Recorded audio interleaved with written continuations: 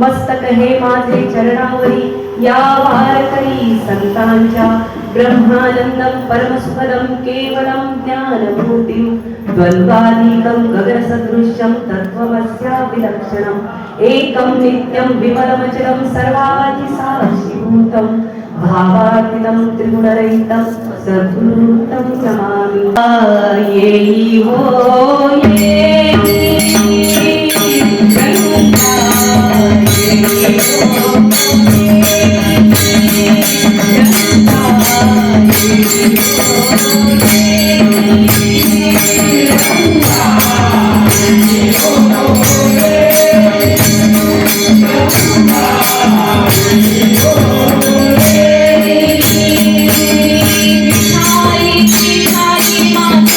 Bye.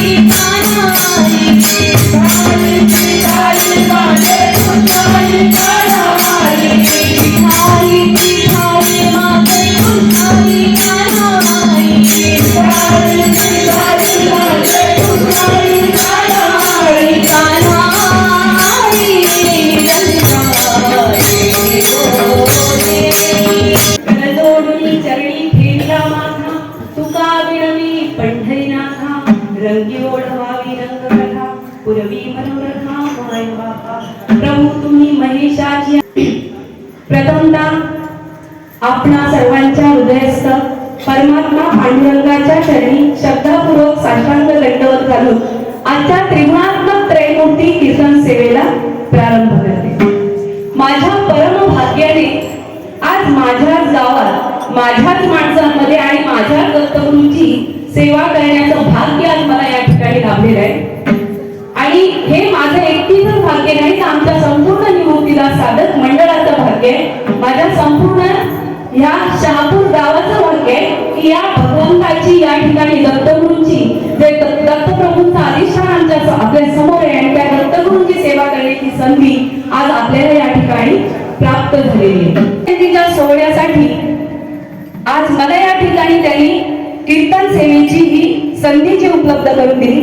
त्याबद्दल मी आपणा सर्वांच्या हृदयस्थ पांडुरंग परमात्म्याला साष्टांग दंडवत घालून आपल्या कीर्तन रूपी सेवेला प्रारंभ करते.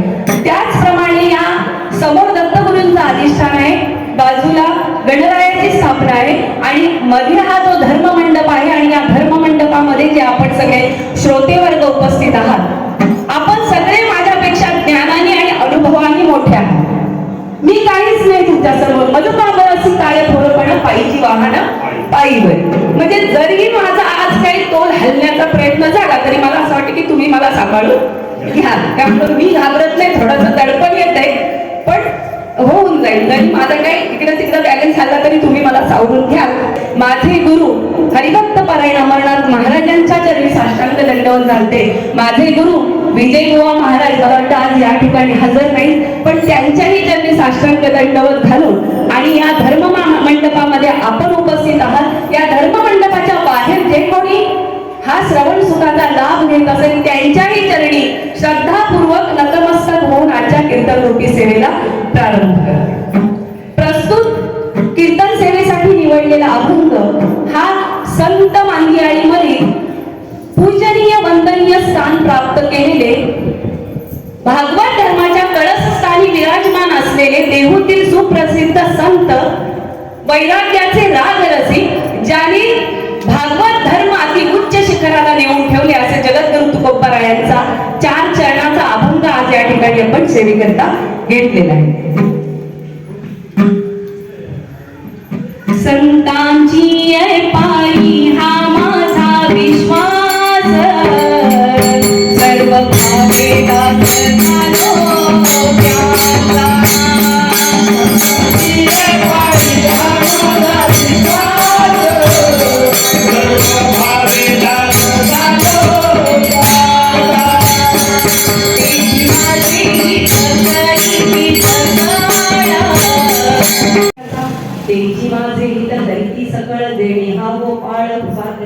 भागनिया मज वाहतील कडे त्यांचे आणि जोडे सर्व सुख तुकावणे शेष घेईलावणी वचन न मोडी बोलले ते.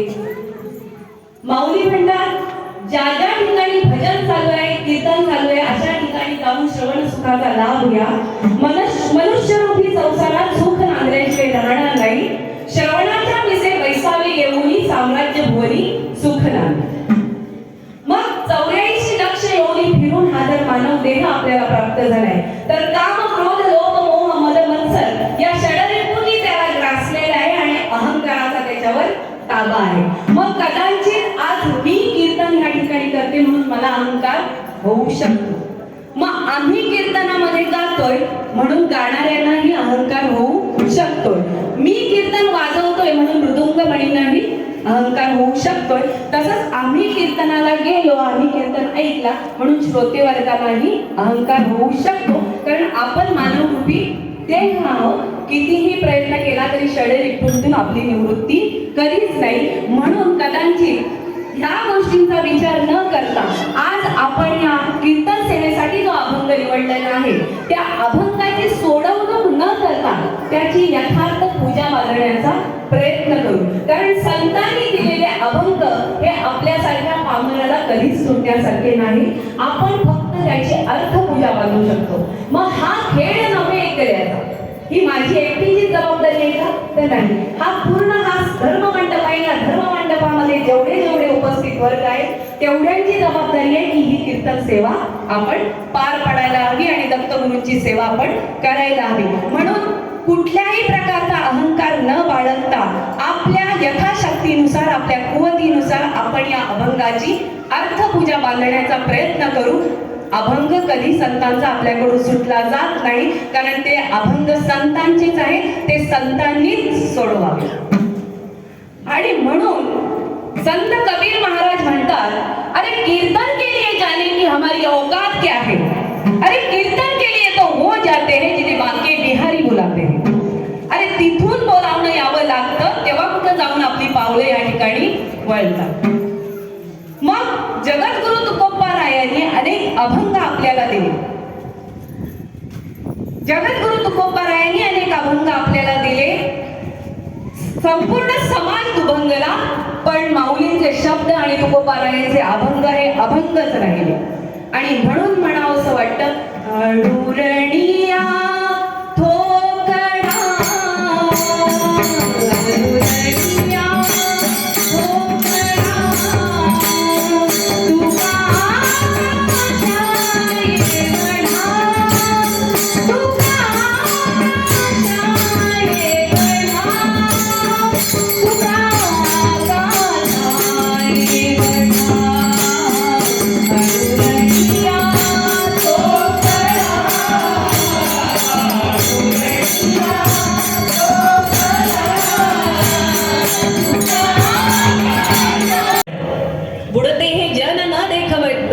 म्हणून येतो कडवला, असं जगद्गुरु तुकोबाराय म्हणतात. मग आज या ठिकाणी आपण संसारातले व्यापताप आपलं घर बाजूला ठेवून आज कीर्तन रूपी सेवेमध्ये दत्तगुरूंच्या चरणाशी आपण सगळे समर्पित झालेलो आहोत.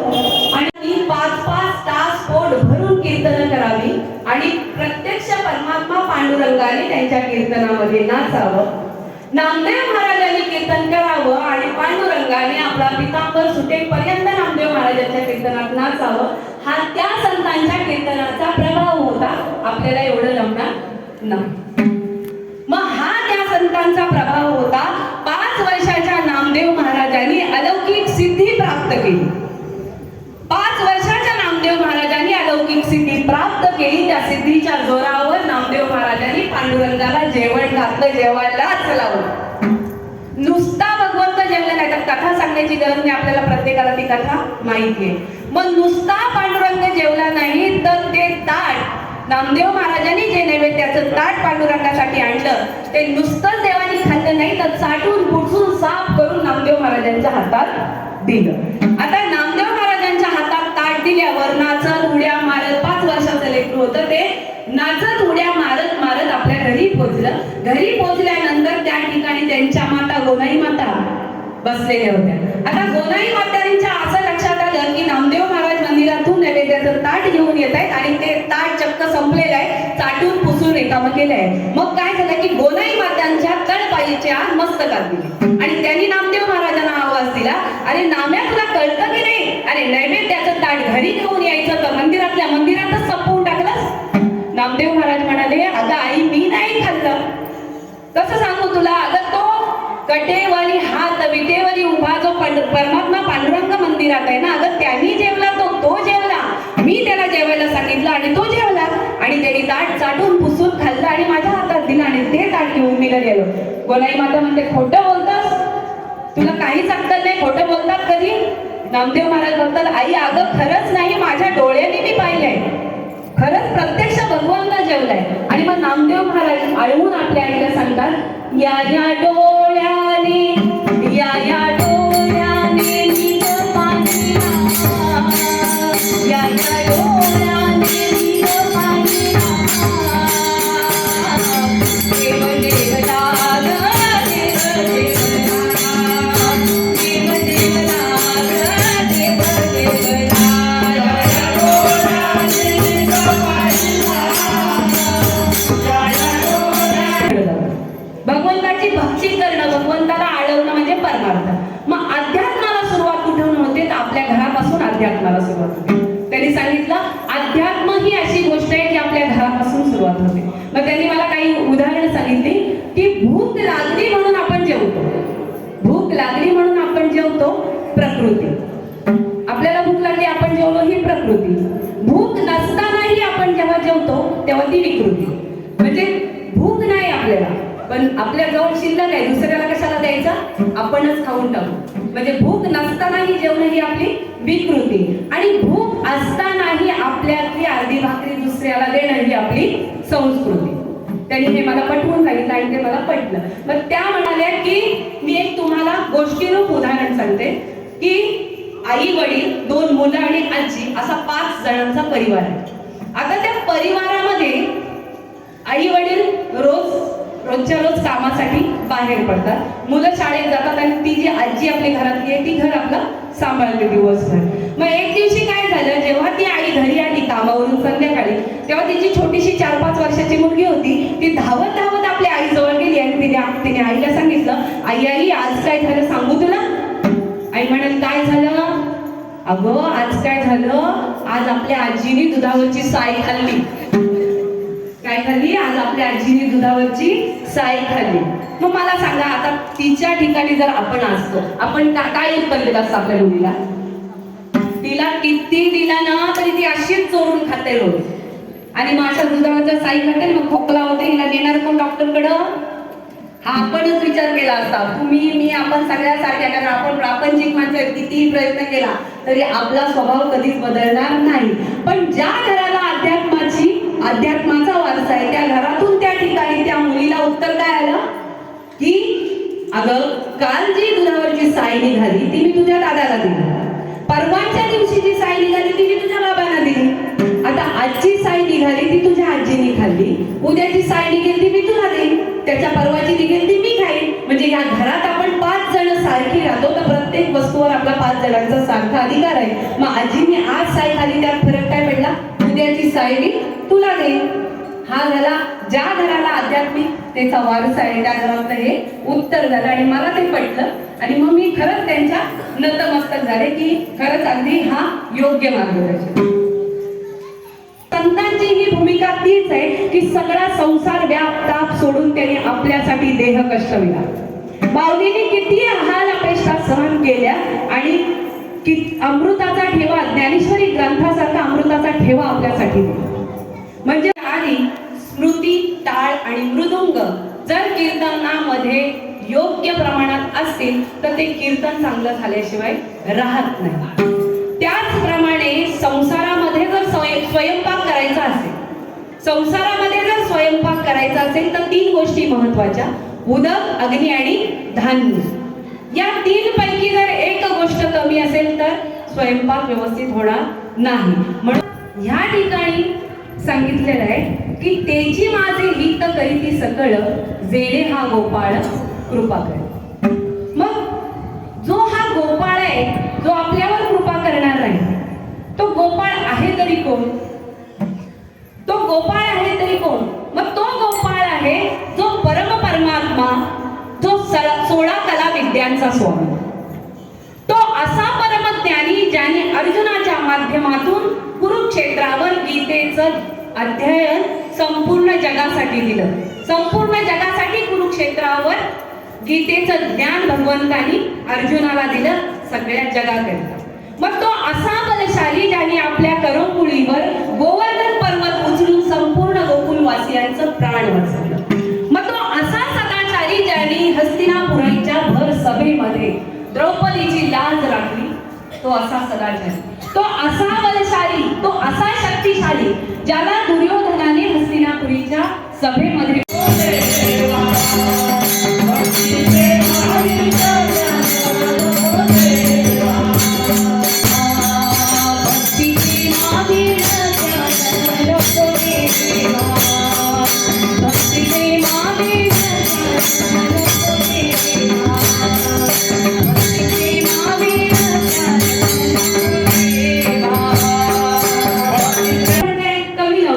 भगवंताचाच भक्त होता, आत्मसमर्पण केलं, भगवंताच्या चरणी त्यांनी आत्मसमर्पण केलं, आणि त्याच तोडीला तोड भगवंताला उत्तर दिलं. भले ही दुर्योधन माखन ले गया हो, लेकिन माखन चोर जो है मेरे पास.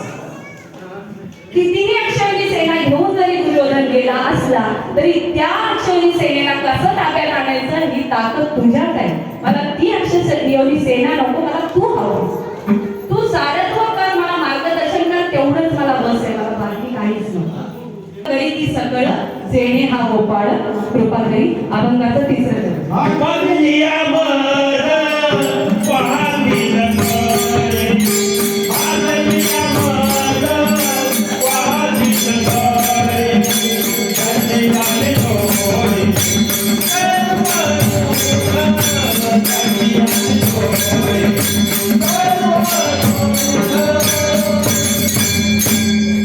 पांडुरंग 1 2 नव्हे 3 4 नव्हे 5 10 नव्हे तर अखंड 36 वर्ष श्रीखंड्या म्हणून पाणी भरण्याचं काम करतो.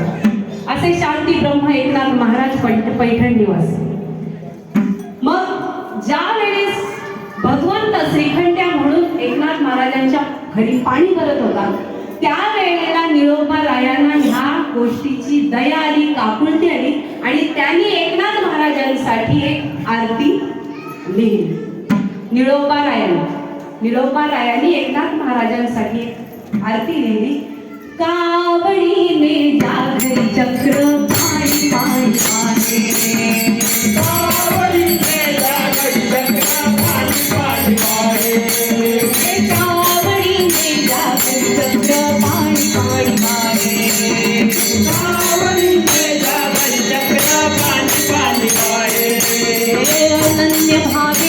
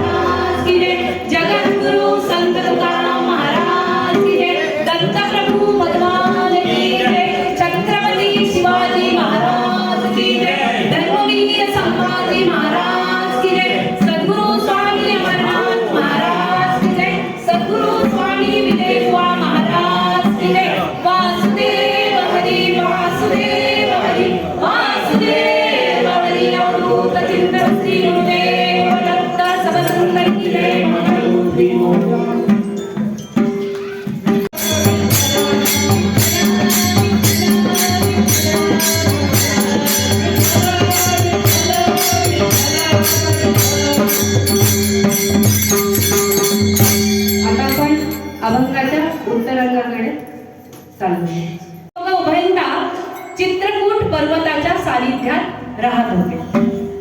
अनुसया माता आणि आत्री ऋषी हे चित्रकूट पर्वताच्या सानिध्यात राहत होते. आता हे त्या चित्रकूट पर्वताच्या सानिध्यात राहत असताना अनुसया माता आपल्या पती सेवेमध्ये इतकी मग्न होती की पती परमेश्वर ती मानत होती आणि आपल्या पती व्यतिरिक्त स्वप्नातही कुठल्या परपुरुषाची वासना तिच्या मनाला शिवून जात नव्हती. इतकी ती श्रेष्ठ पतिव्रता होती आणि तिची पतिभक्ती इतकी निष्ठावंत प्राणपणे चालू होती की इतकी त्या पतिभक्तीने ती पुढे पुढे चालत गेली की आता तिची सात्विकता, तिची सहनशीलता, तिचं सौंदर्य आणि तिची दानशूरता या सगळ्या गुणांनी परिपूर्ण अशी अनुसूया माता, जी सर्व दोष रहित होती अशी अनुसूया माता आपल्या पतीच्या सेवेमध्ये इतकी लीन होती, आपल्या पतीची सेवा इतकी अहोरात्र करत होती की ती सेवा करता करता ती एवढी पुढे गेली की 33 कोटी देव तिला घाबरले. 33 कोटी देवांच्या मनात तिच्याबद्दल भीती उत्पन्न झाली. नवे पंचमहाभूत तिला घाबरली. पृथ्वी मऊ झाली, वारा शांत झाला आणि सूर्याची दाहकता थांबली, सूर्य शांत झाला. इतकी ती श्रेष्ठ पतिव्रता अनुसूया अत्री ऋषींची पत्नी चित्रकूट पर्वताच्या सानिध्यात राहत होती आणि त्या पतिव्रतेने अशी तपश्चर्या केली की अन्न क्षेत्र म्हणजे माझ्या आश्रमात जो कोणी येईल तो यासाठी तिने अन्नक्षेत्र चालू केलं, म्हणजे अन्नक्षेत्राचं प्रयोजन तिने राबवलं आणि त्याप्रमाणे ती वागत होती. आता तिची पतिभक्ती एवढी श्रेष्ठ होती, त्या पतिभक्तीने ती एवढी पुढे गेली, एवढं पुढे गेली की 33 कोटी तिला देव घाबरले, पंचमहाभूत घाबरली, पृथ्वी मऊ झाली, वारा थांबला, सूर्याची दाहकता थांबली, सूर्य आणि त्या ठिकाणी नारद मुनींना त्या ठिकाणी नारद मुनींची त्यांनी नियुक्ती केली की आता आपल्या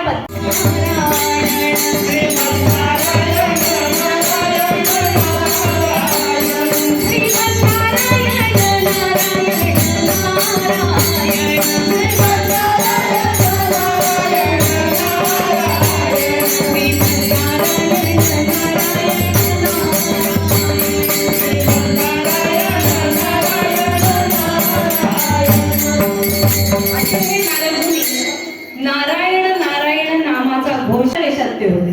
मग त्या साधूंनी त्या अनुसयाला सांगितलं की आम्ही फळावर घेणार नाही जोपर्यंत आमची इच्छा पूर्ण होत नाही. आमची एक इच्छा आहे ती जोपर्यंत तू पूर्ण करत नाही तोपर्यंत आम्ही अन्नाचा कणही घेणार नाही. आणि अनुसूयाने पतिव्रता होती, तिने एक व्रत राबवलं होतं की माझ्या आश्रमातून कोणी निर्मुख जाता कामा नाही. मग या सगळ्या वचनाला ती सामोरी गेली.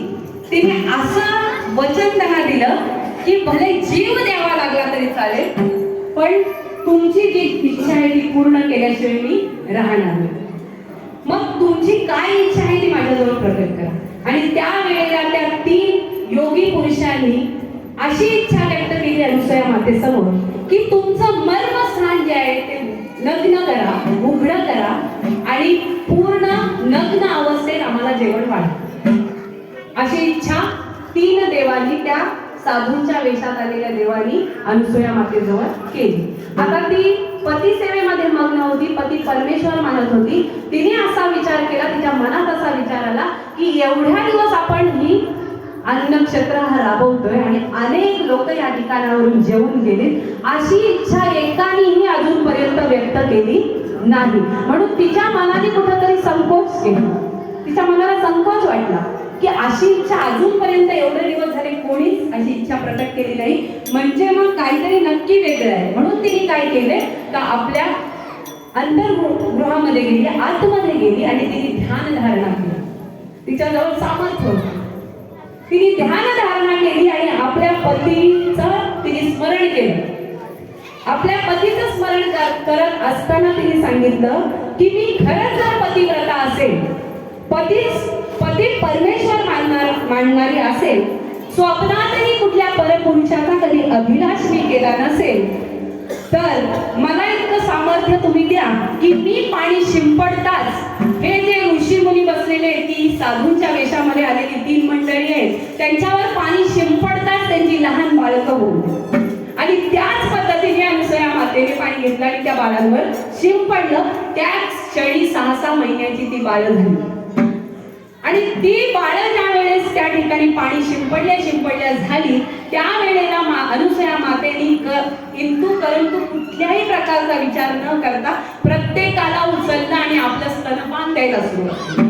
कारण आता ती लहान बाळक आहेत, 6 महिन्याची, ती इतर काही खाऊ शकत नाही, तर त्याला माझ्या अंगावरचं दूधच द्यायला पाहिजे. म्हणून एक एक करून पाळीनं ती आपलं स्तनपान त्यांना द्यायला सुरुवात केली तिने. आणि मग असं असताना 4 दिवस झाले, 8 दिवस झाले, आपले पती अजून घरी येत नाही.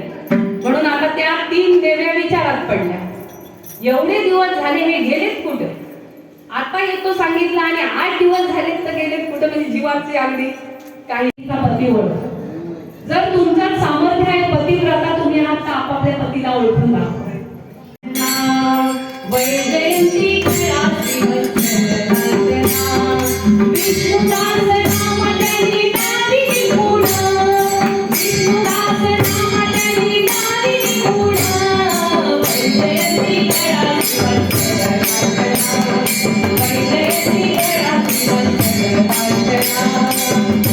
म्हणजे अशा पद्धतीने विष्णू भगवंताला नारद मुनींनी ओळखलं. कशा पद्धतीने? ज्याच्या गळ्यात वैजयंती माळ आणि ज्याच्या छातीवर भृंग ऋषींनी लाथ मारलेली आहे, विष्णू भगवंतांच्या छातीवर आहे आणि त्यांच्या गळ्यात वैजयंती माळ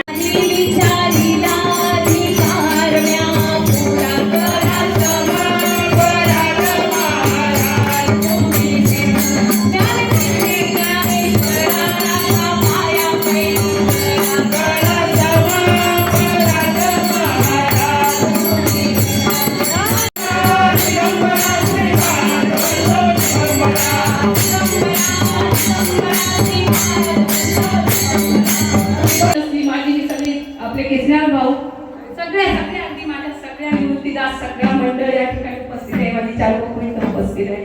आज या सगळ्या संतांच्या जर सानिध्यात गेले नसते तर आजचं सौभाग्य प्राप्त झालं नसतं असं मला वाटतंय. मग संतांची ही भूमिका तीच आहे आपल्याकडे की आपला उद्धार व्हावा, आपल्याला ब्रह्म साम्राज्य प्राप्त व्हावं म्हणून संतांनी जन्म घेतला. मग या ठिकाणी त्या 3 देव्यांसाठी ते नारद मुनी संत ठरले की ज्यांनी त्यांना खरी ओळख पटवून दिली. मग आयुष्य जगताना चांगलं काय आणि वाईट काय हे कळवून देण्याचं काम फक्त संत करू शकतात आणि आपले आई वडीलच करू शकतात. इतर अशी इच्छा अनुसार मातेने व्यक्त केली आणि मग अभंगाला सुरुवात झाली. धरी अवतार विश्वतार वया, धरी अवतार विश्वतार वया, धरी अवतार विश्वतार वया, अत्रित्यानुसया गरोदर, अत्रित्यानुसया गरोदर, अत्रित्यानुसया गरोदर. त्रिमूर्ती राहिले त्याचे घरी, अनुसया पुशी बाधकापदी, नामेची विधी प्रति करी, त्रिवर्गाची आपल्या मूळ स्वरूपात आले आणि अनुसया मातेची आज्ञा घेऊन त्या आपल्या पत्नीसोबत जेव्हा ते आपल्या आता वैकुंठामध्ये कैलास पर्वतावर आणि